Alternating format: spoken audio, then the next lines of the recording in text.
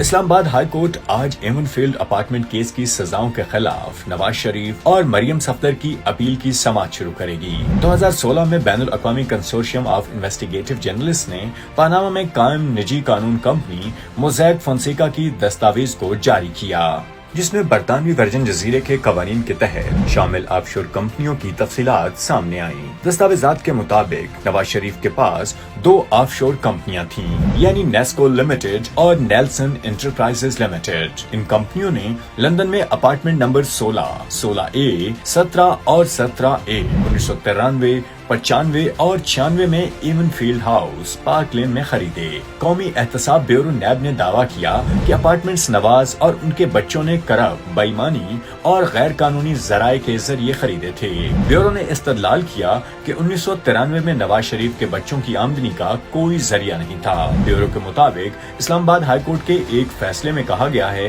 کہ والد اپنے بچوں کا قدرتی سرپرست ہے، اس لیے ملزم نواز شریف کے موقف کے ذریعے یہ موقف اختیار کیا گیا کہ یہ بچے ان کے دادا پر انحصاری ہیں، اس لیے ان الزامات کی تصدیق نہیں کی جا سکتی۔ نیب نے مریم نواز شریف پر 2006 کی بوگس ٹرسٹ ڈیڈ تیار کرنے کا بھی الزام لگایا، جس پر بطور گواہ کیپٹن ریٹائرڈ صفدر نے بھی دستخط کیے تھے۔ اس کے نتیجے میں احتساب عدالت نے نواز شریف کو 11 سال، مریم کو 8 سال اور کیپٹن صفدر کو 1 سال قید کی سزا سنائی، اور شریف فیملی یہ تاثر دے رہی ہے کہ جیسے ان کو کوئی سزا ہوئی ہی نہیں، اور کھربوں روپے کی کرپشن ثابت ہونے کے بعد بھی سزاؤں کو جمہوریت کے خلاف سازش کہہ کر منجن بیچنے کی کوششیں کی جا رہی ہیں۔